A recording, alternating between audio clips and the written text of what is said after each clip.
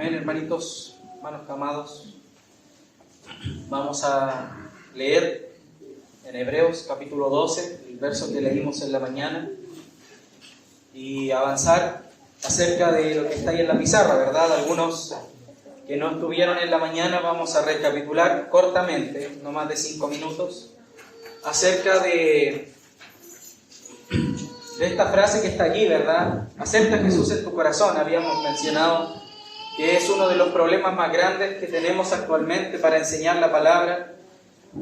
Esa frase ha sido tan perjudicial para la vida de muchos creyentes, ya que no muestra y no valida, ¿verdad?, las sanas palabras de nuestro Señor.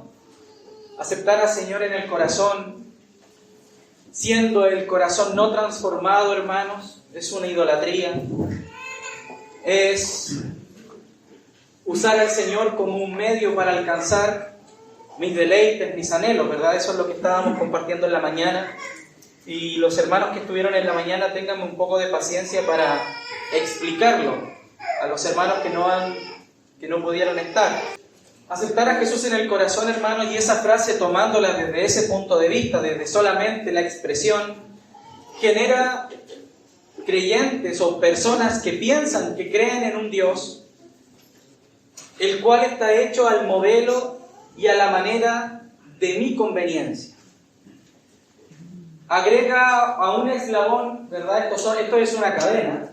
Estas son las cadenas que podamos nosotros atesorar en nuestro corazón, y cada uno de esos eslabones representa, ¿verdad?, un aspecto de algún anhelo o de alguna necesidad que podamos nosotros tener para caminar en esta tierra, ¿verdad? Ahí hay algunas palabras como esposa, casa, hijos, nietos, dinero, éxito, buen trabajo, prestigio y todo lo que usted quiera agregar, que es la motivación para existir, la motivación para vivir. Cuando el Señor Jesucristo aparece en la tierra, ¿verdad?, precedido por Juan el Bautista, y estas palabras que ellos llamaban, ¿verdad?, arrepentíos y convertíos, ellos no lo decían al azar, ellos no lo decían porque era una frase atractiva para tener discípulos. No era una frase atractiva para llenar estadios, no era una frase atractiva para llenar un local, un galpón, el templo. No era atractivo, hermanos, para aquellos que querían ser seguidos por multitudes y dominar a masas. Al contrario, hermanos, arrepentirse y convertirse es solamente una obra que nace desde el Espíritu de Dios, ya que ninguno de nosotros, ¿verdad?, como ciertamente lo hemos repetido muchas veces, ninguno de nosotros podría meter su mano en su alma y sacar la envidia.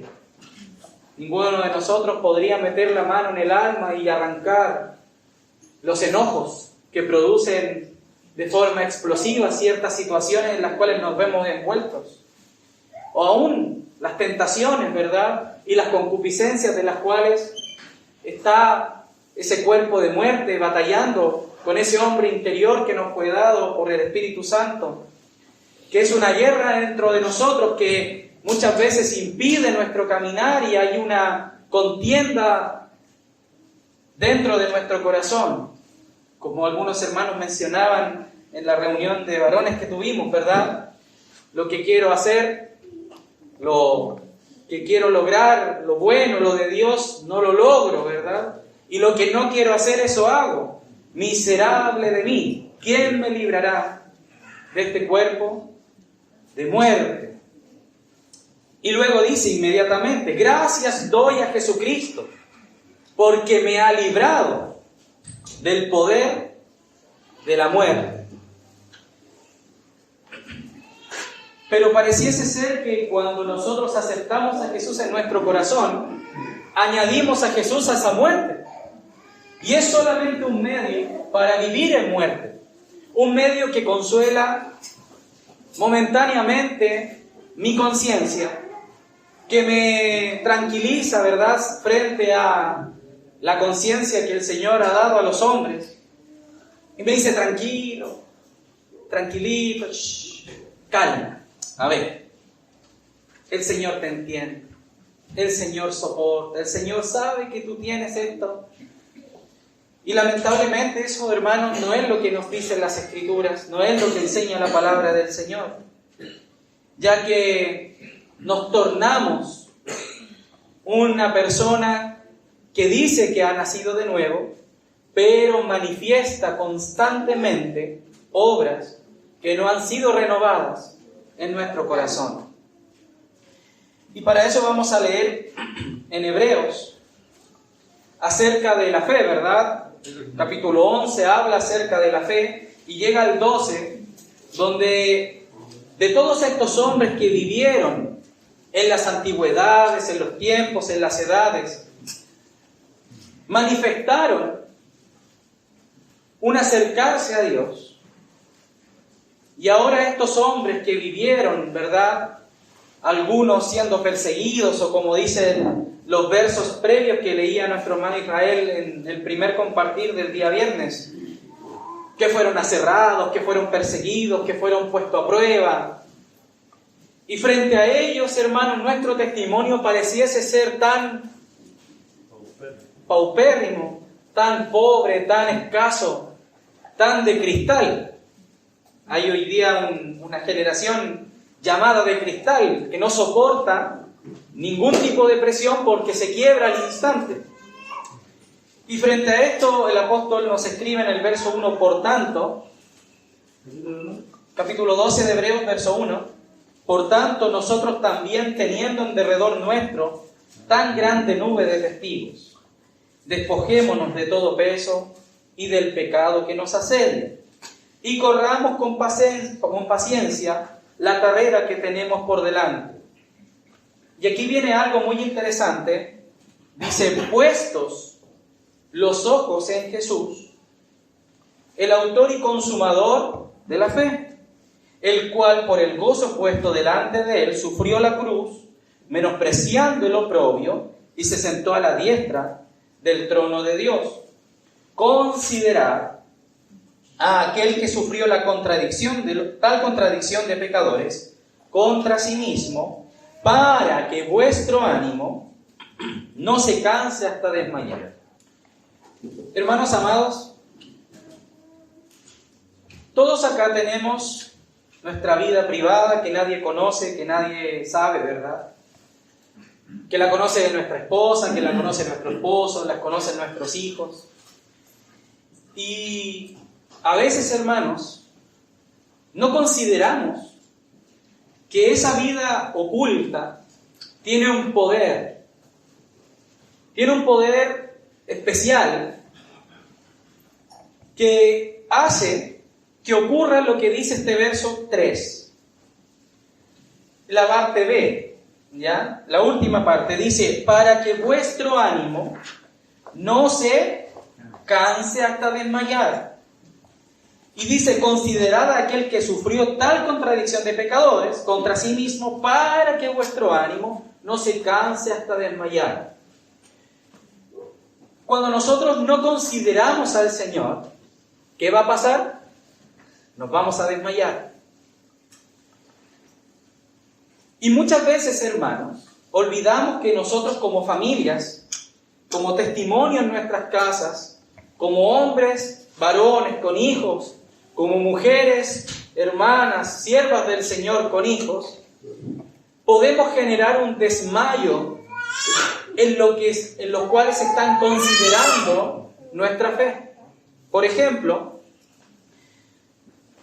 vamos a ver un caso muy leído, y si me acompañan allá a Primera de Samuel, capítulo 2, donde hay algunas contradicciones, no en la escritura, sino en la manera de vivir de tres hombres que llevó al pueblo a desmayar.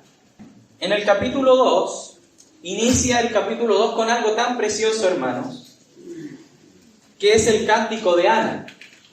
Les recomiendo leerlo en sus casas, con sus familias, ya que Ana manifiesta la necesidad de Dios. Ana, en el libro de Samuel, viene a representar el corazón de Dios. Quería dar a luz, quería traer descendencia y estaba imposibilitada por causa de Dios. Y lo dice el texto, que Dios estaba guardando en Ana esa necesidad. Y esto acontecía hasta que el Señor se acordó de Ana, ¿verdad? Y ella da a luz a Samuel y tiene este canto tan precioso. Pero luego del canto, luego de que el Señor respondiera a la oración de Ana, aparece el capítulo 2, verso 12, y tiene por título El pecado de los hijos de Elí. Y llama la atención, hermanos, ya que Elí era el sumo sacerdote del momento.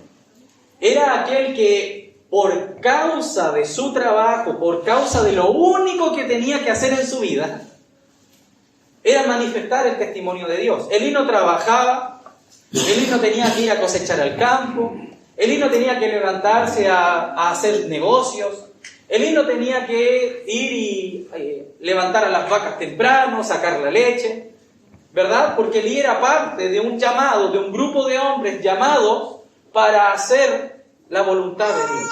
Y eso era todo lo que él tenía que hacer en su día a día. Eso era una persona que estaba consagrada para llevar a cabo algo, llevar a cabo el testimonio de Dios hacia el pueblo de Israel. Es como cuando nosotros le decimos a los niños, lo único que te pido, lo único que te pido es que te portes bien y te saques buenas notas en el colegio. ¿Alguien le ha dicho eso a sus hijos? No se les pide que paguen cuentas, que vayan a trabajar, no se les pide que hagan aseo en la casa, nada. Lo único que te pido, a mí muchas veces me decían, lo único que se te exige es que te portes bien y te saques buenas notas en el colegio. Y frente a eso, yo a veces decía, pucha, ni eso puedo hacer. Chuta, es lo único que te pido, decía mi papá. Y yo decía, sí, papá, yo sé. Y después llegaba, me portaba mal. Es lo único que te pido, una vez más y una vez más. Y este Elí, este sumo sacerdote, lo único que se le pedía era que tuviese su corazón cercano al Señor y que manifestara las obras del Señor en su vida y que fuese un ejemplo, ¿verdad? Era el sumo sacerdote, hermanos. No estamos hablando de un israelita cualquiera, ¿verdad? Estamos hablando de aquel que tenía acceso al lugar santísimo, de aquel que presentaba la sangre una vez al año frente al tabernáculo de Dios. Era este hombre que tocaba el shofar y los pueblos, ¿verdad? Las naciones, los pueblos que de cada descendiente de Jacob acudía al llamado del shofar. Era aquel que se paraba frente a las cientos y miles de personas y millones de personas y abría su boca y hacía callar a miles para oír lo que Dios tenía que decir por medio de este hombre. Era un hombre que tenía una responsabilidad sobre sus hombros. Pero este hombre, lamentablemente, tenía un problema. Y dice así el verso 12. Los hijos de Elí eran hombres impíos y no tenían conocimiento de Yahvé. Y era costumbre. Esa palabra es importante. Era una práctica natural, era su hábitat, era lo que se manifestaba porque estaban ya acostumbrados, valga la redundancia, estaban ya dados a eso.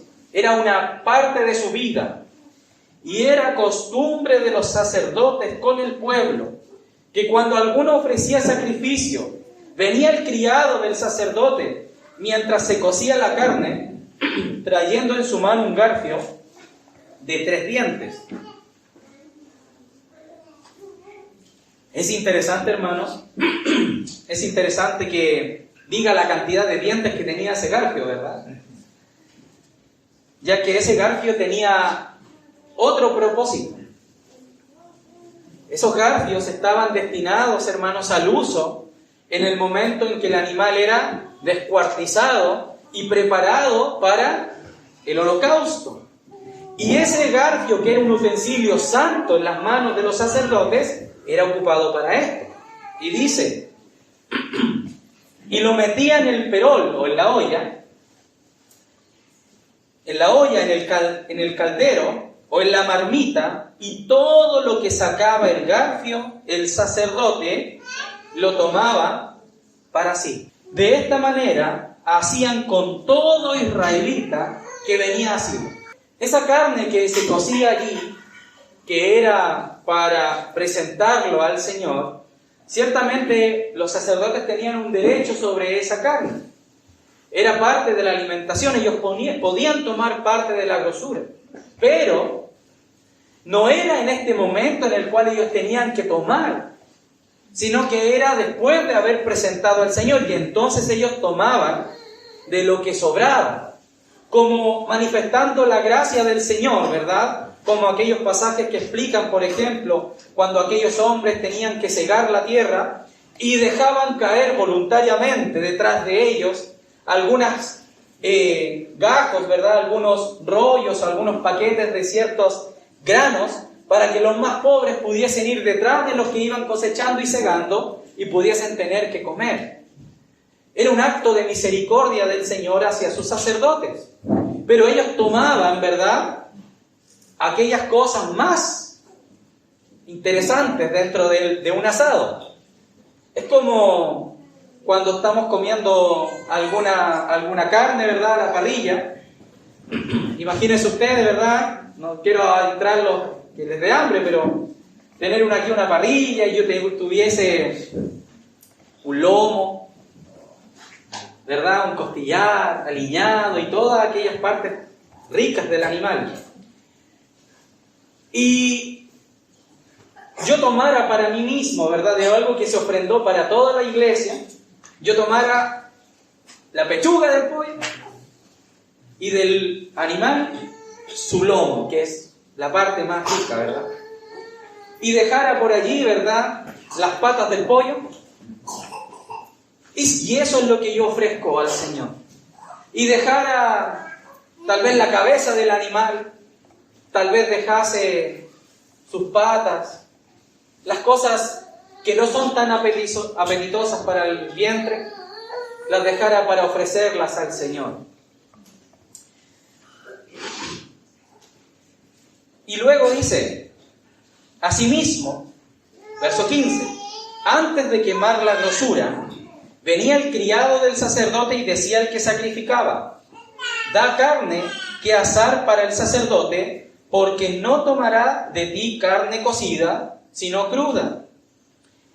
Y si el hombre le respondía, quemen la grosura primero y después toma tanto como quieras, que era lo que había mandado el Señor, él respondía, no, sino dámela ahora mismo, de otra manera yo la tomaré por la fuerza. O sea, estos hombres literalmente no conocían al Señor porque nunca habían vivido bajo las ordenanzas del Señor que había dado a Moisés. Verso 17. Era pues muy grande delante de Jehová el pecado de los jóvenes, porque los hombres menospreciaban, ¿qué cosa? Las ofrendas de Jehová. Y esas ofrendas eran justamente el sacrificio que se ofrecía por los pecados. Es decir, menospreciaban al Cordero. Y fíjense en el 18, aquí está esta como contradicción que quiero que analicemos juntos. Y el joven Samuel ministraba en la presencia de Jehová vestido de un efod de lino. Y le hacía a su madre una túnica pequeña y se la traía cada año cuando subía con su marido para ofrecer el sacrificio acostumbrado. Y Elí bendijo a Elcana y a su mujer diciendo, Jehová te dé hijos de esta mujer en lugar del que pidió a Jehová. Y se volvieron a su casa. Visitó Yahvé a Ana y ella concibió y dio a luz 3 hijos y 2 hijas. Y el joven Samuel crecía delante de Jehová. Pero Elí era muy viejo y oía de todo lo que sus hijos hacían con todo Israel y como dormían con las mujeres que velaban a la puerta del tabernáculo de reunión. Un desprecio absoluto por la comunión con el Señor. Y les dijo: ¿por qué hacéis cosas semejantes? Porque yo oigo de todo este pueblo vuestros malos procederes. No, hijos míos, porque no es buena fama la que yo oigo, pues hacéis pecar al pueblo de Jehová. Si pecare el hombre contra el hombre, los jueces le juzgarán. Mas si alguno pecare contra Jehová, ¿quién rogará por él? Pero ellos no oyeron la voz de su padre, porque Yahvé había resuelto hacerlos morir. Y el joven Samuel iba creciendo y era aceptado delante de delante de Dios y delante de los hombres. Ahí hay una semejanza, ¿verdad? Por un lado están creciendo los hijos de Elí, que eran jóvenes, y por el otro lado estaba Samuel, ¿verdad? Como que no se metía con ellos, no tenía comunión con ellos, no hablaba con ellos. Sigamos leyendo, hermanos. 27. Y vino un varón de Dios a Elí y le dijo: así ha dicho Yahvé, ¿no me manifesté yo claramente a la casa de tu padre cuando estaban en Egipto en la casa de Faraón? Y yo le escogí por mí sacerdote entre todas las tribus de Israel para que ofreciese sobre mi altar y quemase incienso y llevase ephod delante de mí y di a la casa de tu padre todas las ofrendas de los hijos de Israel. ¿Por qué habéis hollado mis sacrificios y mis ofrendas que yo mandé a ofrecer en el tabernáculo? Y has honrado a tus hijos más que a mí, engordándoos de lo principal de las ofrendas de mi pueblo Israel. Por tanto, Yahvé, el Dios de Israel, dice: yo había dicho que tu casa y la casa de tu padre andarían delante de mí perpetuamente. Mas ahora ha dicho Yahvé: nunca yo tal haga, porque yo honraré a los que me honran, y a los que me desprecian serán tenidos en poco. He aquí vienen días en que cortaré tu brazo y el brazo de la casa de tu padre, de modo que no haya anciano en tu casa. Verás tu casa humillada, mientras Dios colma de bienes a Israel, y en ningún tiempo habrá anciano en tu casa. El varón de los tuyos que yo no corte de mi altar será para consumir tus ojos y llenar tu alma de dolor. Y todos los nacidos en tu casa morirán en la edad viril. Y te será por señal esto que acontecerá a tus 2 hijos, Ofni y Finés. Ambos morirán en un día. Y yo me suscitaré un sacerdote fiel, que haga conforme a mi corazón y a mi alma. Y yo le edificaré casa firme, y andará delante de mi ungido todos los días. Y el que hubiere quedado en tu casa vendrá a postrarse delante de él por una moneda de plata y un bocado de pan, diciéndole: te ruego que me agregues a alguno de los ministerios para que pueda comer un bocado de pan. Hermanos, para el Señor el testimonio será algo simple, algo que yo pudiese tomar y decir: sí, hermano, yo soy cristiano, yo camino delante del Señor, yo estudio la Biblia. Yo tal vez podría decirle a mis compañeros de trabajo el día de mañana: no, hermano, no, compañeros de trabajo, no son hermanos, ¿verdad? No, yo soy cristiano, pero yo soy cristiano buena onda. Yo soy un cristiano que acepto ciertas cosas, no soy como esos cerrados de mente, anticuados. No, yo la verdad que soy un papá buena onda. No, yo soy un papá moderno. Todas esas cosas, hermanos, son contradicciones. Aquellas cosas que vimos durante la mañana, ¿verdad? Esas cadenas que están acá, no solamente pueden ser anhelos en nuestro corazón, sino que aún las cosas del Señor, nuestro testimonio, nuestra crianza, nuestro homeschool, si algunas hermanas quieren practicarlo o los que ya lo practican, pueden volverse, hermanos, solamente parte de una forma de vida acostumbrada a hacer cosas, porque me son una mejor idea. Cuando vinieron los hermanos a enseñarnos acerca de las virtudes de hacer homeschool, yo pensaba en mi corazón y decía, Señor, me gustaría que en la iglesia algunos hermanos se capacitaran y pudiesen enseñarle a los hijos de los hermanos para que estos niños estuviesen en un lugar seguro, rodeado de otros niños que crean en el Señor y sean fomentados a la fe. Y hacer como una escuela, ¿verdad? Como nacieron muchas escuelas en la antigüedad, que creyentes se juntaban, ¿verdad? Y madres, padres, sacrificaban su tiempo, sus estudios, se capacitaban para poder tomar a estos niños, que eran sus propios hijos, hijos de hermanos, hijos de hermanas, y poder llevarlos al Señor, ¿verdad? Y a la vez enseñarles las cosas que debe aprender un niño en el colegio, aprender sus matemáticas, su lenguaje, aprender acerca de la ciencia, de la historia y todas las cosas que hay que aprender. Y mientras yo meditaba eso, había algo negativo en esa meditación. Y yo decía, ¿pero qué hay de los padres? Porque normalmente, y esto ya lo hemos comprobado, amados hermanos, que cuando nosotros quitamos la responsabilidad del padre, se tiende a asumir que estos hermanos que se están sacrificando, llamémoslo así, ¿verdad?, que están asumiendo ciertas responsabilidades, quedan libres. Ah, ya, mi hijo lo está criando el hermano, mi hijo le va a enseñar el evangelio, el hermano le va a enseñar el evangelio a mi hijo, él se va a arrepentir, va a crecer un cristiano bueno, entonces yo me dedico a mis cosas. Y eso, hermanos, ha pasado. Algunos hermanos que están acá presentes han hecho clases a pequeños de otros hermanos de forma disciplinada, con tareas y todo, y siempre, hermanos, se tiende a que los padres se relajan.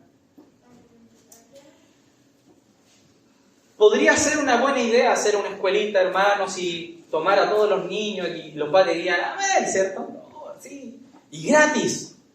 Oh, mejor todavía. Y ingresar a niños a una escuelita y recibirlos como hombres, siervos del Señor, capacitados, ¿verdad? Y ojalá que volvieran en cuarto medio, ya listo, ¿verdad? Y algún hermano podría decir, y hermano, ¿y si ofrendamos comida y entonces aparte les damos su alimento, su desayuno, su almuerzo, su once, su cena? Y el problema, hermanos, es que nada de eso se puede hacer cuando tenemos este problema tan grave en nuestro corazón. Porque inmediatamente estas cadenas, estos eslabones que están en nuestro corazón van a aparecer y se van a manifestar. Y voy a tender a irme y a sacar las responsabilidades de mi vida. La responsabilidad del sacerdote Elí, ¿cuál era, hermanos? Instruir a sus hijos, llevarlos al Señor, amonestarlos, estorbarlos, sacarlos de ese estado, ¿verdad? Pero lo único que vemos es una pequeña frase, y miren la frase, y analicémosla nuevamente, y dice, supe que tienen mala fama. No hagan así porque el pueblo nos ve mal. Elí tenía un problema de hipocresía. Su familia, que era elegida por el Señor, ¿verdad?, eran parte de los levitas, tenían un requisito que cumplir. Y era lo único que se les pedía, hermanos. Hoy en día nosotros, como casa del Señor, sacerdocio del Señor, como dice el apóstol Pedro, ¿verdad? Porque hemos sido ahora hechos nación, sacerdocio, ciudad de Dios. En otros pasajes se dice que somos Sión, en otros pasajes se dice que somos el edificio de Dios. Suceden también estas cosas. Y cuando vienen las circunstancias o la disciplina de Dios sobre nuestras vidas, nos aterrorizamos y decimos, el enemigo se ha levantado. Pobre de mí. Hermanos, oremos porque el enemigo se está levantando. Hermanos, tenemos que estar vigilantes a nuestro corazón. Vigilantes porque lo que va a acontecer a continuación es el cumplimiento de la palabra. Y ese cumplimiento llevó un tiempo. A veces nosotros nos olvidamos que tenemos un Dios misericordioso y no entendemos la misericordia del Señor. Pensamos que la misericordia del Señor, cuando dice en algunos pasajes que es de generación en generación, pensamos que el Señor nos va a esperar de generación en generación. Ese pasaje no está diciendo eso. Lo que está diciendo es que por cada generación o a cada generación en particular, Dios tiene una misericordia que no inculpa a los pequeños por los pecados de los padres y por ende el Señor va a esperar a los padres que reaccionen. Los padres no reaccionan, entonces va a esperar que los hijos reaccionen y van a pasar 10, 20, 30 años. Los hijos no reaccionan, entonces los hijos de los hijos y así. Y el Señor va a esperar de generación en generación en una misericordia. Pero cada misericordia a su vez tiene un tiempo donde el Señor va a levantar profetas y van a anunciar lo que está sucediendo y lo que va a acontecer, y el Señor guarda silencio un tiempo indeterminado, que pueden ser un año, un día, meses, como años de años. Pero esa palabra va a llegar un momento en que va a caer el juicio. ¿Cómo le pasó a Elí? Si pensemos en el tiempo en el cual, ¿cómo podemos medir el tiempo que pasó entre la profecía y el que se llevó a cabo con la edad de Samuel? Primero Samuel, ¿dónde estaba?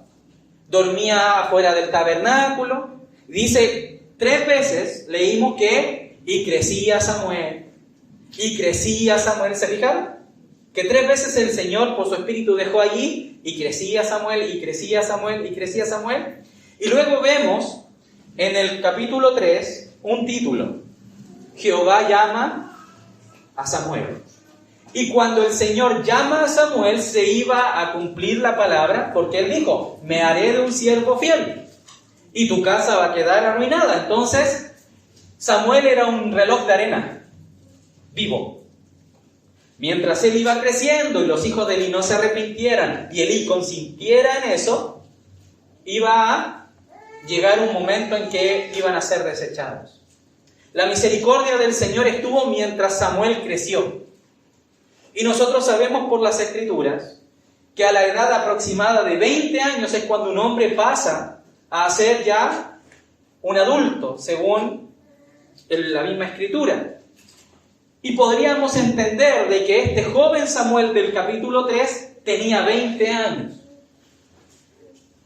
Pero ¿cuándo fue dejado puesto al cuidado de Elí? ¿Se acuerdan? Cuando fue destetado, ¿verdad? Cuando ya podía alimentarse de otras cosas más sólidas. Y Ana, ¿verdad? Con su esposo Elcana, iban cada año a dejar una túnica porque iba creciendo Samuel y no podía estar siempre con el efod, le iba quedando apretadito, ¿verdad? Entonces le iba y se lo arreglaba y le traía otro y así iba creciendo. Podríamos asumir que le dieron 15 años a Elí a que se volviera aproximadamente. Podríamos interpretarlo de esa manera, podríamos sacar ahí algunas cuentas. Más o menos 15 años. Porque cuando este joven, que está aquí en el capítulo 3, dice, el joven Samuel. Y cuando dice joven allí, no solamente está diciendo que era un niño, sino que era una persona que ya estaba en la capacidad de asumir responsabilidades. El joven Samuel ministraba a Jehová en presencia de Elí. Y la palabra de Yahvé escaseaba en aquellos días, no había visión con frecuencia. O sea que aquellas obras que estaban manifestándose por causa del sacerdocio generó escasez ¿de qué, hermanos? ¿Están conmigo, hermanos? ¿Están despiertos todavía? Si no, me pongo a gritar más fuerte. Todavía me queda aire. ¿Están acá? Amén. ¿Qué escaseaba entonces? ¿Y por qué escaseaba la palabra, hermanos, si el sacerdote era encargado de traer palabra al pueblo? Por causa del pecado. ¿Por qué hay falta de palabra en nuestras casas, amados hermanos? Por causa del pecado. El pecado tiene una directa relación con cuánto nosotros nos alejamos del Señor. Mientras yo peque más austero voy a ser en tener y reservar palabra en mi corazón. Si yo hoy día le pidiera a alguno de los hermanos, pase adelante y hábleme acerca de la salvación, podríamos medir, hermanos, ojo con esto, cuánto usted ha reservado en su corazón palabra del Señor o cuánto usted ha estado pecando. Cuando nosotros le decimos, hermanos, háblenos del Señor, hermano, puede compartir una palabra a los hermanos. Nosotros también medimos, hermanos, cuánto usted ha estado en comunión con el Señor. Porque de la abundancia del corazón habla la boca, hermanos, son pasajes de la Escritura. Entonces, cuando nosotros le decimos, hermano, ¿qué es la salvación? Explíqueme la salvación, explíqueme la justificación, explíqueme la redención, la expiación. Y lamentablemente, hermanos que llevamos 10, 5, 10, 15 años, no somos capaces de mantener una palabra por más de 30 minutos acerca de las obras de nuestro Señor. ¿Qué está manifestando? Que esta cadena se ha engrosado y que lo del Señor se ha dejado de lado.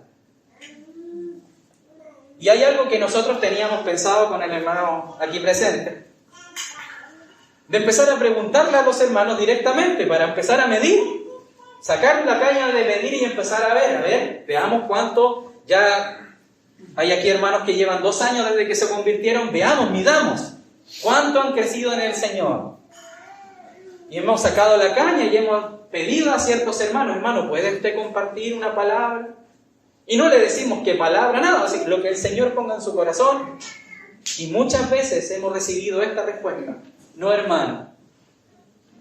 Y es triste, hermano. Porque yo puedo pensar dentro de mí que he conocido al Señor, que ya tengo la revelación, que ya tengo las profundidades del Señor en mi corazón.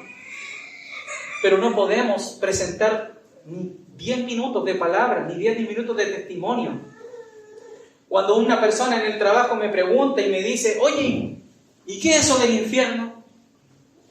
No, lo que pasa es que tengo que estudiar para hacer un estudio acerca de eso y ahí recién te voy a poder contestar.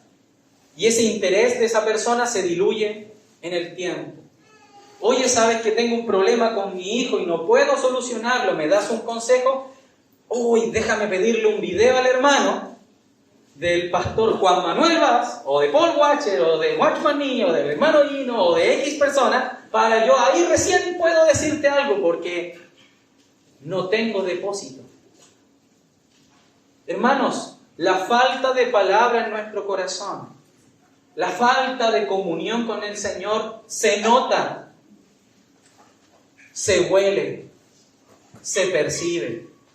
Cuando nos reunimos en las casas, hermanos, tengan cuidado, aún por la vergüenza que puedan pasar, hermanos, porque hemos estado reuniendo hermanos en las casas y hay hermanos que no participan, que están en silencio constante. Pasa una reunión, no hay nada que decir. Pasa otra comunión, no hay nada que decir. Pasa otra comunión, no hay nada que decir. Y cuando se le dice, hermano, ¿usted podría hacernos un resumen de lo que pasó el día anterior, o lo que se conversó? Hermano, lo que pasa es que estuve trabajando y no pude. Hermanos, son síntomas de lo mismo que le está pasando a Israel. Son síntomas de que hay algo que ocupa mi corazón más que el Señor. Son síntomas de que hay algo dentro de mi depósito que ocupa más espacio que la voz del Señor. Queremos que el Señor llene la casa. Queremos que el Señor me llene de Él. Y la manera del Señor de llenar nuestros corazones, adivine cómo es por la palabra. Mientras yo más me entrego a su palabra, más testimonio y más vida puedo irradiar hacia afuera. Y uno podría decir, pero hermano, la letra mata y el conocimiento envanece.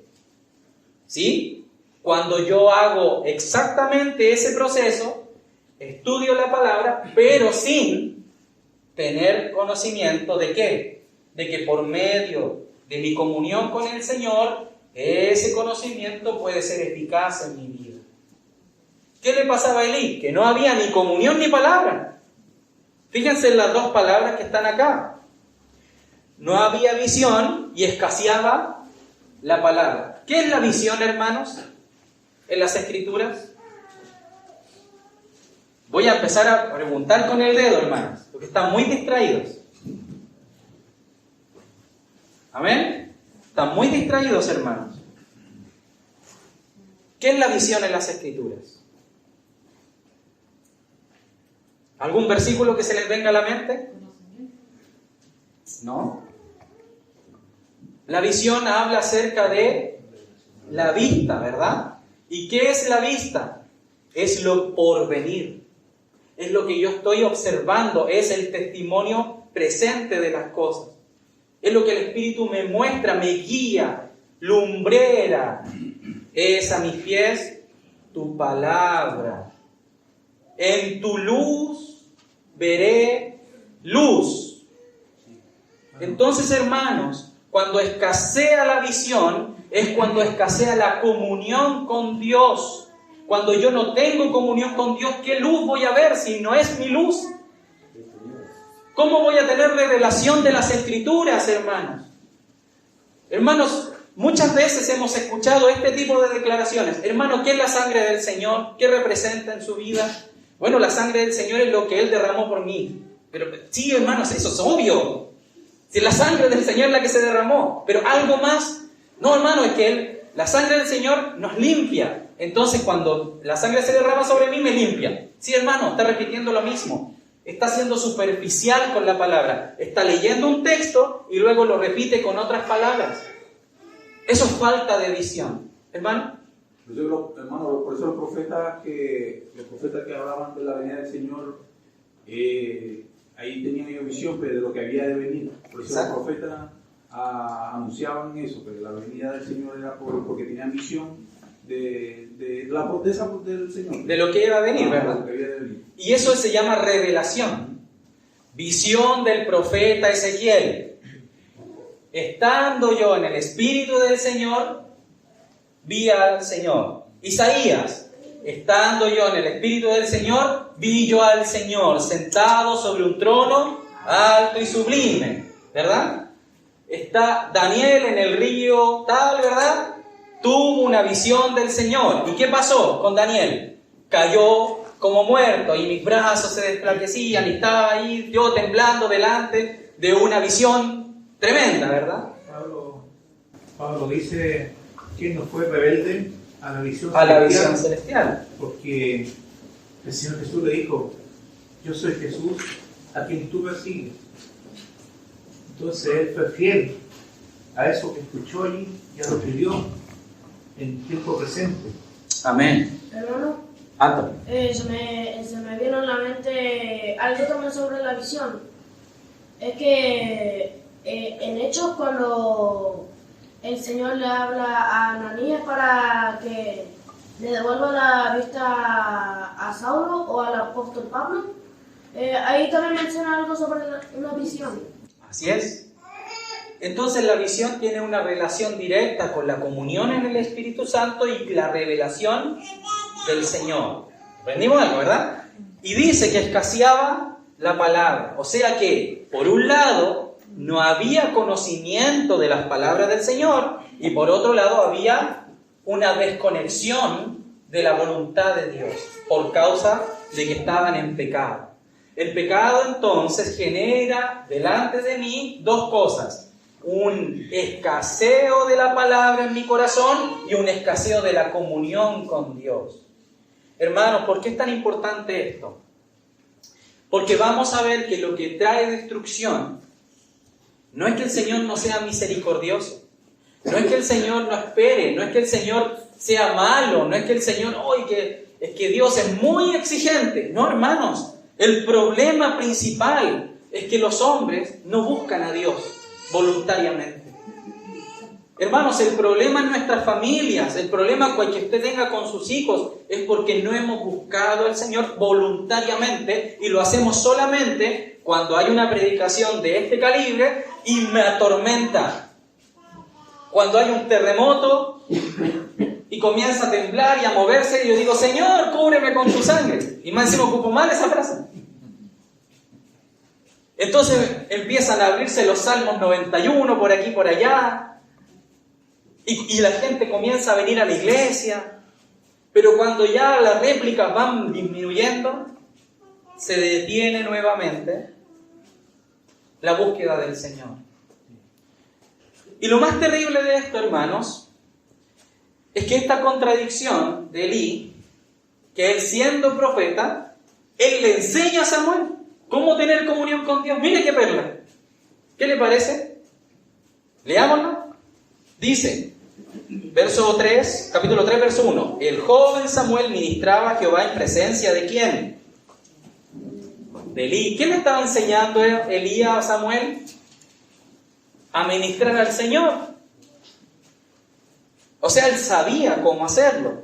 Y la palabra de Jehová escaseaba en aquellos días, no había visión con frecuencia. Y aconteció un día que estando Elí acostado en su aposento, cuando sus ojos comenzaban a oscurecerse, de modo que no podía ver, Samuel estaba durmiendo en el templo de Jehová, donde estaba el arca de Dios, y antes que la lámpara de Dios fuese apagada, Jehová llamó a Samuel y él respondió: heme aquí.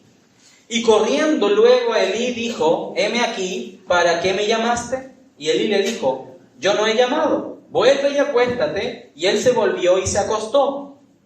Y Jehová volvió a llamar otra vez a Samuel, y levantándose Samuel vino a Elí y dijo: heme aquí, ¿para qué me has llamado? Y él le dijo: hijo mío, yo no he llamado, vuelve y acuéstate. Y Samuel no había conocido aún a Yahvé, ni la palabra de Yahvé le había sido revelada. Es interesante. Escuchaba una voz, pero él no sabía que era el Señor, por eso no se le había revelado. No sabía de dónde venía esa voz audible. Jehová pues llamó la tercera vez a Samuel, y él se levantó y vino a Elí y dijo: heme aquí, ¿para qué me has llamado? Entonces entendió Elí que Jehová llamaba al joven. Y dijo Elí a Samuel: ve y acuéstate, y si te llamare dirás: habla Yahvé, porque tu siervo oye. Así se fue Samuel y se acostó en su lugar. Y vino Jehová y se paró y llamó como las otras veces: Samuel, Samuel. Entonces Samuel dijo: habla, porque tu siervo oye. Y Yahvé dijo a Samuel: he aquí, yo haré una cosa en Israel, que a quien la oyere le retiñirán ambos oídos.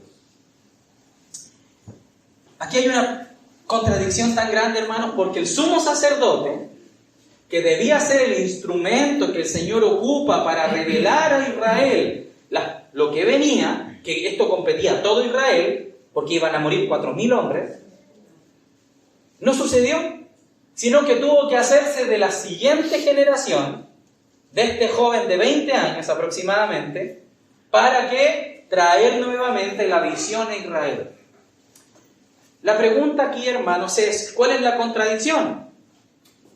Que el que no era de la descendencia de Leví fue participante de la obra de Dios, y el que era de la descendencia de la vida. O sea, es como lo que pasó con Esaú y Jacob. Es como nuevamente el mismo problema. El que nació primero, que tenía que tener la primogenitura, la desprecia, y el que quería y no podía por nacimiento, la anhelaba. Yo a veces veo, hermanos, familias en el mundo, personas que tienen una disciplina con sus hijos, que tienen una enseñanza, hijos que son obedientes, hijos que están allí pendientes del papá, y cuando el papá los llama, son como Samuel, corren, aquí estoy.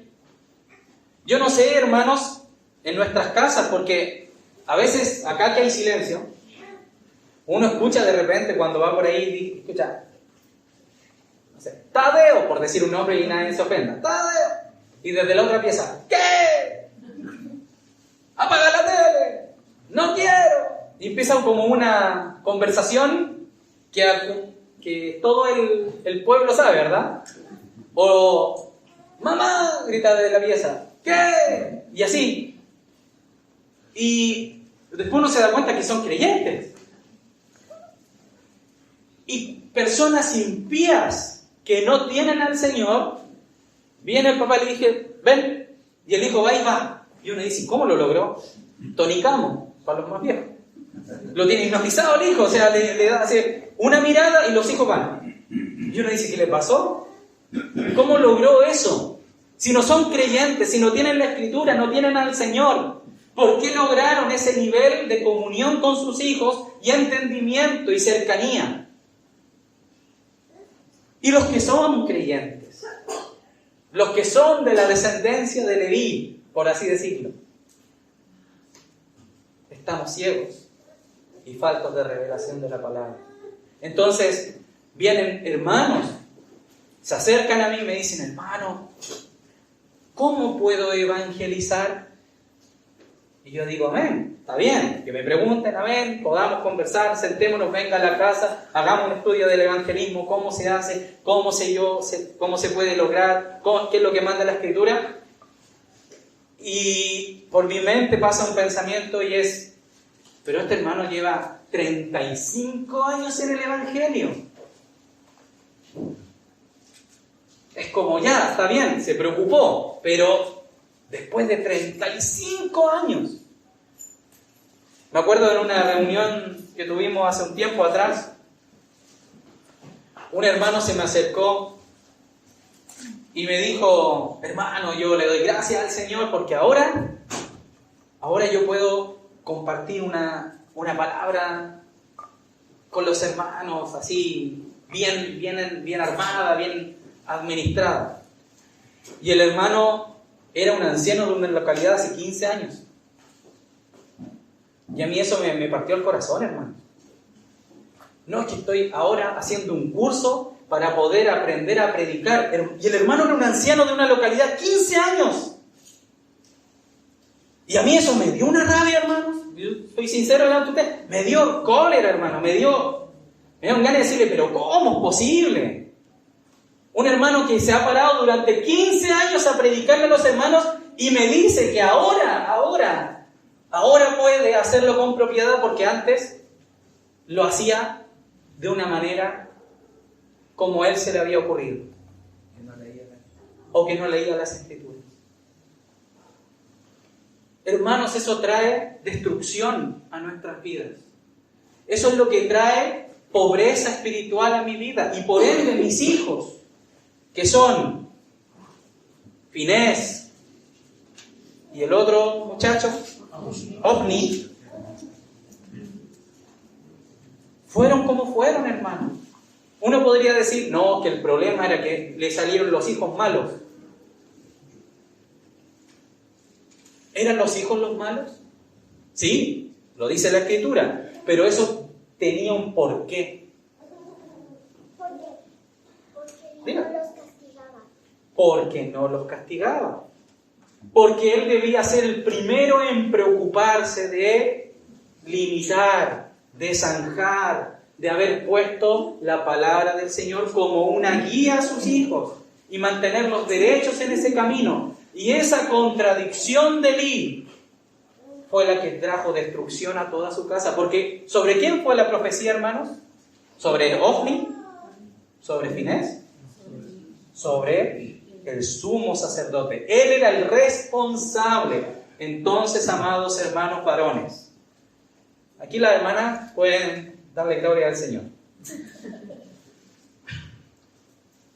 Usted es el cabeza de hogar, amado hermano. A usted se le va a pedir cuentas de su casa. No es que mi esposa, hermanos, no hay excusas. Ciertamente nosotros podríamos llegar a un punto que la esposa es una opositora al Señor. No, es que cuando yo abro la Biblia me tira cuchillos. Ya, podríamos llegar a ese punto. Pero si no es su problema actual, hermanos, no hay dónde esconderse. Al contrario, hay hermanas que dicen, ¿cuándo mi esposo se va a sentar con los niños y va a enseñarles la palabra del Señor? Y se quejan, ¿verdad? Yo he escuchado, a mí se me han acercado hermanas que están aquí y me han dicho, hermanos, que yo quisiera, pero no pasa. Y no sé cómo ayudar a mi esposo para que suceda. Y yo le digo, hermana, empújelo, oblíguelo, pídale, demándele, denúncielo. Dígale, quiero que me comparta las palabras, quiero que me enseñe la palabra, quiero que me hable del Señor.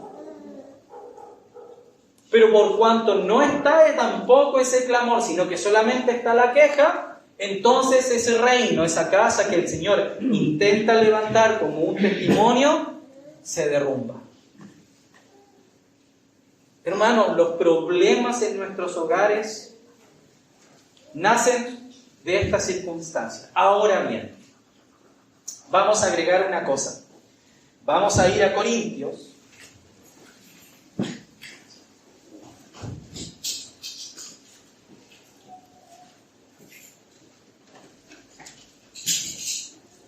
Y vamos a explicar un pasaje, hermanos.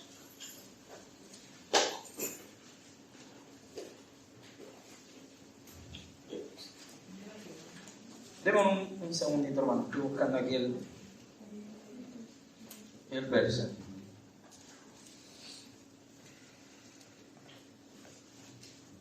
Segunda de Corintios 5:17. Que yo les quiero explicar algo, hermanos varones, porque a veces pecamos de ignorantes y a veces no, pero quiero dar este punto, ¿ya? Ya, es por ignorancia, es por no conocer nuestra naturaleza, es por desconocer lo que yo soy. Miren este verso, que es muy conocido, ¿verdad? Lo leemos juntos para que nos animemos. Dice, de modo que si alguno está en Cristo, nueva criatura es. Las cosas viejas pasaron, he aquí todas son hechas nuevas. La pregunta es, desde que usted creyó en el Señor, ¿eso es una realidad en su vida?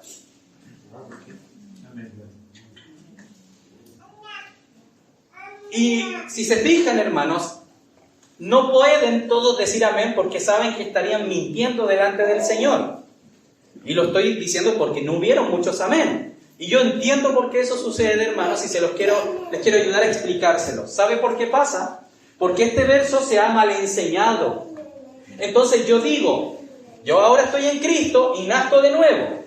Pasan 7 años y cuando se hace un llamado al altar, normalmente en alguna iglesia general, le dicen, ven a Cristo para que seas nueva criatura. Pareciese ser que esa nueva criatura es una nueva criatura. O es una criatura al cuadrado. Nueva criatura por nueva criatura es igual a nueva criatura al cuadrado.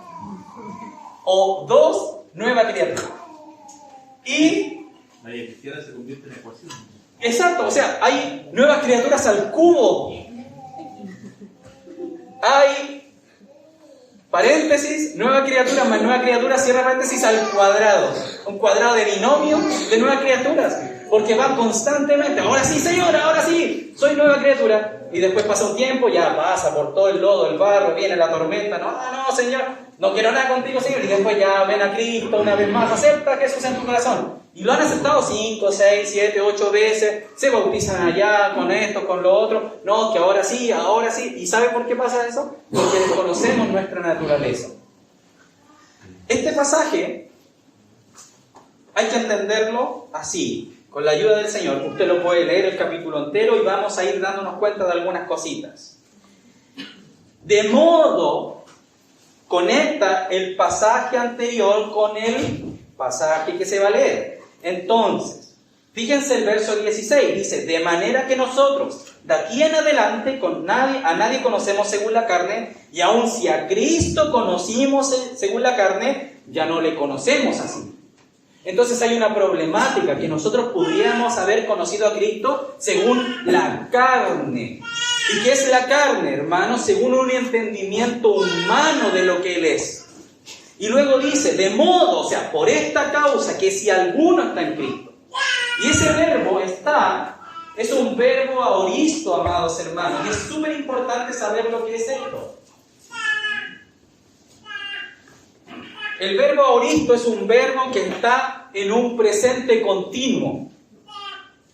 Por eso es necesario aprender lingüistas o lenguas. No me acuerdo cómo se llama hoy día la materia, ya la cambió tantas veces el nombre. Comunicaciones y comunicación. O literatura. Entonces, ese verbo me está diciendo a mí que es un verbo en un estado, en un presente continuo. Quiere decir que yo digo ahora, ¿dónde está el hermano David? El hermano David está en Peñaflor. El día lunes, cuando tenga que ir a trabajar, tal vez tenga que ir a la oficina. ¿Dónde está el hermano David? El hermano David está en la oficina. Ese verbo está es un presente continuo. Mientras esté en ejecución, yo voy a vivir, se va a manifestar. Pero puede cambiar. Mientras está, entonces viene lo que viene. Por eso es un verbo aoristo. Mientras se haga lo que está pasando, mientras se cumpla la condición, entonces va a pasar lo siguiente. Entonces, si leemos desde esa perspectiva, ¿qué dice? De modo que si alguno está en Cristo, entonces, que es la coma, que es lo que representa esa coma, entonces, nueva criatura es. ¿Podemos ser nueva criatura 2 veces, hermanos? No. ¿No podemos ser nueva criatura 2 veces? No podemos nacer 2 veces de nuevo. Porque si hayamos nacido en Cristo, no podemos volver a nacer de nuevo. Quiere decir que la primera fue una mague, como los de Ronaldinho, así como que iba para allá y no fue, y nos dejó ahí botados, ¿verdad? Eso pasó. No pasó eso, hermanos. Lo que pasó es que no hemos entendido la palabra. Miren Juan 15. No lo busquen, de memoria. Yo sé que los hermanos lo tienen en su depósito. ¿Qué dice Juan 15?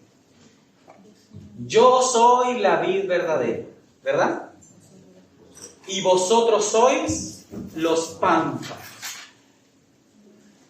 Todo aquel que permanece en mí, da fruto. Y todo aquel que está separado de él, vamos a parafrasear, ¿qué dice?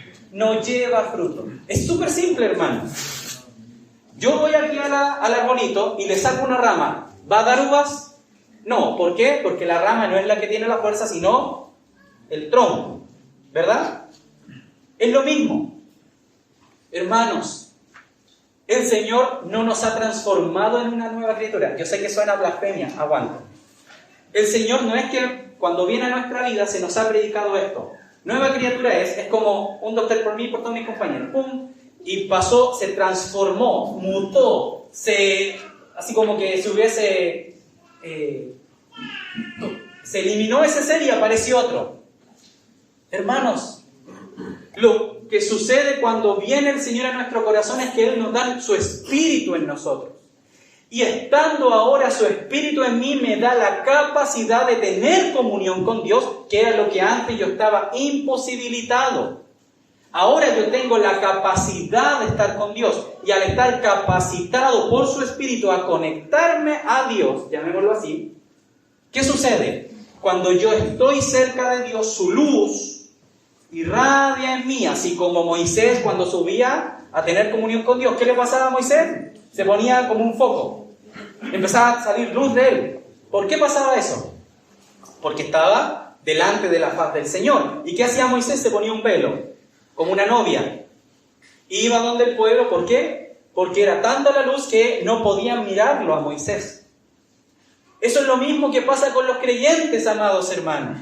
Cuando nosotros estamos en una comunión constante con el Señor, ¿qué le pasa a usted? Empieza como a decir, oh, que tengo ganas de estar con los hermanos. Ay, Señor, qué ganas de estar en la comunión.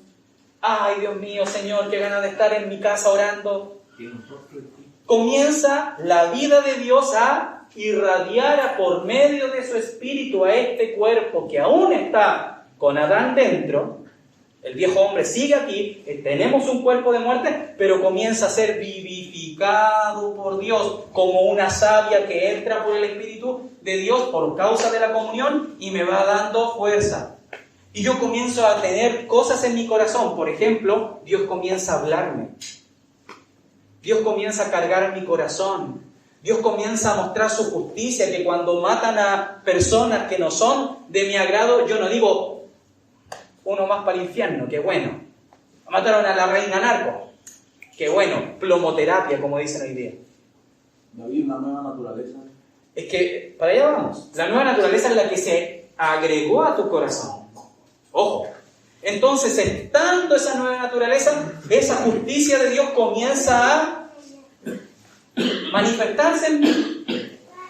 Entonces, cuando yo veo a una persona que está en necesidad, comienzo a tener dolor en mi corazón y su misericordia comienza a abundar. Pero en el minuto, amado, en que yo corto la comunión con el Señor, soy como un volantín en septiembre, a la deriva por el viento. Se va, un foco que yo desconecto de la electricidad se apaga, comienzo a morir, como lo dicen los salmos. Vinieron a hacer mis huesos como un desierto, me sequé y me empiezo a morir del Señor. Empieza a faltar la palabra, empieza a faltar la visión. Ya no tengo ganas de ir a la iglesia y comienza a aparecer el viejo hombre. Y comienza a aparecer la tentación, la concupiscencia más poderosa en mí, comienza a aferrarse más fuerte, la tendencia más aborrecible que podría haber en mi corazón, las adicciones, las tentaciones, las envidias, me enojo por cualquier cosa. Si mi concupiscencia es el grito, comienzo a volver a gritarle a mi esposa, y eso es que mi vida se ha comenzado a morir, como a marchitar. Entonces, hermanos, este verso, el que está en Cristo, nueva criatura es, la palabra nueva criatura no es que usted se transformó en un nuevo ser, sino que esa nueva criatura que es el Señor Jesús, que es Él el nuevo hombre en mí, tiene ahora posición en mí. Está activo. Hermanos, yo este último tiempo entendí algo. Que si yo no oro todos los días, yo me voy a morir, hermanos. Va a aparecer el viejo David, que yo lo conozco un poco a este muchacho, y es un malandra. Es un transgresor de la ley. Es un hombre que no tiene la capacidad de obedecer a Dios. Es un hombre que no puede amar a su esposa. Es un hombre lleno de vicios, que le gusta jugar PlayStation hasta todo lo que pueda y no se sacia su corazón. Es un hombre que ve mujeres y las desea. Es un hombre contumaz con sus padres, que no se preocupa de su madre, que le da lo mismo a los hermanos y que muchas veces no tiene ganas de venir a la iglesia porque le da lata y le da flojera leer la Escritura y le da, es que hay que orar y hay que presentarse delante del Señor. Eso es David. Ese soy yo, hermanos. Pero cuando ese hombre va delante del Señor, el Señor lo empieza a aplastar con su puño y lo comienza a desintegrar. Y aparece alguien dentro de mí, que es Jesucristo, que ama la comunión con ustedes, que ama leer las Escrituras, hermanos, que cuando se está bañando el Señor le pone versículos en la mente para predicarlos, que cuando va en el auto manejando, cantando una alabanza, se pone a llorar solo, alabando al Señor, que cuando escucha o ve una injusticia le duele, no porque diga, ay, que está tan mala la sociedad, sino que le duele porque hay falta de Cristo en la tierra, y que por él se pararía de la oficina y le gritaría a todos que amen al Señor, y que comienza a mandar versículos por ahí, por el Teams, a sus compañeros de trabajo, para que le pregunten, que comienza a ver un accionar de Dios, y que no está obligado por un artículo, que no está obligado porque el hermano se lo predicó el domingo, sino que están haciendo en él una fuerza, que es por causa del Espíritu de Dios en su corazón, que lo ha renovado. Pero cuando ese hombre deja de orar, hermanos, vuelve a ser la miserable bestia que ha sido siempre. Porque hasta que el Señor no venga en su segunda venida, hermanos, y lo incorruptible se vista de incorrupción, va a estar necesitado de su Señor todos los días de su vida, en cada instante, en cada momento, que tiene que detener reuniones de su trabajo para ir a arrodillarse delante de su Dios, porque comienza a necesitar, comienza a sentirse ahogado, comienza a sentir que ya no le está gustando la alabanza, que en vez de colocar alabanzas comienza a colocar canciones del mundo, porque parecen más entretenidas. A los jóvenes les digo, mientras no nos acerquemos al Señor, sus concupiscencias van a estar a flor de piel, y la pornografía va a ser una opción, y los juegos de video van a ser una opción de entretenimiento, pero es vacío. La película, el internet, el TikTok y todas esas cosas van a ser una opción para mi vida, porque voy a poder olvidarme de lo que me está pasando y poder entrar en un mundo que hace perder el tiempo y se consume y que me hace sentir vacío y miserable, y que cuando dejé de estar en ese sentido, entonces despierto y digo, qué asco que es lo que soy, ¿por qué no puedo amar a Dios? No podemos amar a Dios en el viejo hombre, amados hermanos. La única manera de poder estar ligados con Dios y poder romper todas estas cadenas es estando en comunión con el Señor, pero en una comunión viva, en una comunión constante, en una comunión de una lucha. Y esto es lo que dicen todos los hermanos de la antigüedad. Sin oración es imposible servir al Señor. Sin oración es imposible predicar su palabra. Sin oración es imposible ir afuera y predicarle a los perdidos. Sin comunión con el Señor es imposible criar hijos. Hermano, es imposible que tú críes a tus hijos en el camino del Señor si tú no tienes comunión con ese Dios. Hermano, lo vamos a hacer mal, nos vamos a equivocar, vamos a maltratar a nuestros hijos, los vamos a alejar de nosotros. Y todas esas cosas que los hermanos dicen, y que sí, hermanos, las sostenemos. Hay que amar a nuestra esposa, hay que amar a nuestros padres, hay que honrarlos, sí, pero no van a ser factibles si no está el Espíritu de Dios detrás, empujándome, energizándome, sosteniéndome. Que cuando yo me voy a un lado esté ahí el Espíritu Santo, guardándome de mí mismo. Y tapando mi boca y golpeándome en mi interior cada vez que estoy cometiendo un pecado, que me arrebate de las garras del enemigo. Hermanos, el Espíritu Santo habita en nuestros corazones y le hemos recibido, y es vigente y es verdad. Es un fuego que abraza nuestro corazón, hermanos. Yo lo he sentido, yo lo he experimentado, que cuando me voy de los brazos de mi Señor yo me apago y me empiezo a morir, y mi esposa lo nota porque yo me voy para adentro, soy de esos que no hablan. Me comienzo a meter hacia adentro, no le hablo, no le respondo, estoy como un zombie. Y ella lo nota, hermanos, y me empieza a decir, oye, ¿qué te pasa? Leamos la Biblia, porque ella sabe que eso me pasa a mí cuando yo me alejo del Señor. Y entonces viene y me ayuda a Dios y me empieza a tirar como una caña de pescar, sale de ahí, sale de ahí. Y yo empiezo a sufrir, porque empiezo a decir, Señor, ¿por qué no puedo volver a ti? ¿Por qué es tan difícil volver a conectarme a ti? Señor, la vergüenza, el cansancio, la frustración, lo miserable que soy, Señor, ¿por qué no se abandona mi cuerpo? Y una vez más tengo que ir a postrarme delante del Señor y a llorar y exclamar, Señor, perdóname, Señor, una vez más, me alejé de ti, Señor. Alúmbrame, Señor, libértame. Lléname de tu espíritu, quiero oír tu voz, Señor. Oh, Señor Jesús. Pero mientras eso no sucede, hermanos, mis huesos son como polvo en el desierto, que el viento se los lleva, y soy consumido por el sol, y soy consumido por los problemas, y me canso y me lamento, y soy como un perro que lame sus heridas, hermanos, continuamente, y nunca soy sanado. Pero cuando Él viene, hermanos, es como un refrigerio, es como un sol de mediodía, es como una lluvia en la mañana, hermanos. Es tan hermoso, tan precioso, porque su paz habita en mi corazón y puedo cantar sus alabanzas. Y no me importa que nadie se ponga de pie, yo puedo levantar las manos y cantar al Señor. Y no me interesa si hay cantantes, si hay música, si hay guitarra, si hay hermanos alrededor, nada importa, porque Él es el único que importa. Él es el único que importa, hermanos, porque Él es la vida. Y no importa si mis padres caminan o no caminan, no importa si mi esposa está a mi lado o no está a mi lado, no importa nada, porque lo tengo todo, porque lo tengo a Él, hermanos. Lo tengo a Él, lo tengo a Él. Tengo a Cristo, hermanos, y Él me levanta y me puede volver a levantar aunque haya caído 25 veces. Él me levanta, hermanos, y siempre me está esperando y siempre está guardando mi comunión con Él. Y me susurra al oído sus versos. Gracias. Me susurra al oído sus palabras. Me dice lo que tengo que compartir. Pero es tan difícil, hermanos. Es tan difícil volvernos al Señor. Es como algo que nos retiene, es como una cadena a nuestro cuello, hermanos. Es tan horrible, es tan desgraciada la vida sin Dios. Es tan miserable, es tan apagada, es tan aburrida.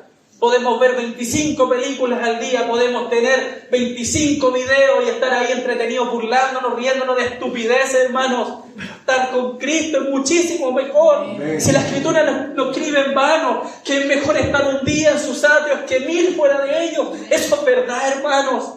Por eso yo lloro delante de ustedes, porque mi corazón está ardiendo por su Espíritu, y estoy llamando a aquellos que están separados de Dios, que vuelvan a tomar su mano, que vuelvan a sentir el fuego de su Espíritu, que vuelvan a levantarse en pie esos huesos muertos, que vuelvan a levantarse en pie esos corazones atribulados, que Cristo es nuestra única esperanza, hermanos. No hay nada, no hay nadie, como cantamos muchas veces. No hay nada, no hay nadie que se compare a estar en la comunión íntima. Por eso el Señor, cuando estábamos orando el otro día con mi esposa, me mostraba en mi corazón y veía a los jóvenes y yo me veía entre ellos orando. Y yo dije, Señor, tengo que llevar a estos jóvenes a orar, a que sean llenos de tu Espíritu. Porque si no son llenos de tu Espíritu, los jóvenes van a ser consumidos y comidos por este mundo. Y estos niños van a ser perdidos y los padres van a perder a sus hijos. Y vamos a sufrir y nos vamos a lamentar como ya lo hemos hecho, hermanos. Por eso es necesario que no simplemente usted haga cosas por Dios, sino que el Espíritu lo lleve, lo motive, sea Él en su mano, sea Él adelante. Por eso los apóstoles predicaban, hermanos amados, predicaban y decían, ve tú delante, Señor, con prodigios, milagros, ve tú delante, Señor, y entonces nosotros iremos. ¿Y qué pasó cuando los apóstoles salieron de ese lugar? Los habían azotado hace 5 minutos atrás y salieron fortalecidos, porque verdaderamente Jesucristo iba delante de ellos. Amén. Entonces veremos milagros, entonces veremos a nuestras familias vueltas a ser. Entonces, hermanos, ya no te dará más temor ni más angustia hablarle a tus hijos. Pero es necesario morir. Es necesario morir, hermanos. Es necesario morir. No podemos sin el Señor, no podemos sin su Espíritu, no podemos sin su fuego, no podemos sin Él. Pero Él todo lo puede, hermanos. Él es el vencedor, es el que camina delante mío, hermanos. No es porque el hermano David tenga un buen trabajo, hermanos, ese trabajo va a desaparecer en cualquier momento, hermano. Mi comunión con mi esposa no depende, hermanos, de nuestro trabajo, de cuánto comemos. Dependemos del Señor. Hermano, yo no debería estar aquí parado. Yo muchas veces le he dicho, Señor, yo no quiero predicar más. Yo no quiero pararme allí, Señor. No quiero ser ese hermano que lastima tu casa, Señor. Déjame sentado atrás, Señor, no quiero más. Porque no soy digno de hablar, Señor. Porque soy un hombre de labio inmundo que te ofende cada día, Señor. Pero ahí está la sangre del Cordero, que me lava y me limpia y me levanta. Y me pone en pie delante de ustedes, hermanos, para decirles y rogarles que vayan al Señor. Que vayan al Señor, les ruego, les suplico que vayan al Señor, porque sin Él no tenemos nada. Sin Él, hermanos, no tenemos nada. No tenemos nada, hermanos. No hay nada, no hay nadie. No hay nada, hermanos. Sin Él no hay nada, hermanos. Háganse su tiempo, busquen al Señor, pónganlo a prueba. Como dice la Escritura, pónganme a prueba, búsquenme y me hallaréis. Golpeen y se les abrirá, hermanos. Vayan detrás del Señor y Él hará. Todo lo que está escrito es verdadero. Todo lo que está aquí, sus promesas insondables, su amor eterno, es real, hermanos. Es real. No se dejen engañar por el enemigo, no se dejen engañar por esta sociedad. Podemos vencer. Nuestros hijos pueden vencer el colegio, nuestros hijos pueden vencer la ideología de género, nuestros hijos pueden vencer, no tengan temor, hermanas.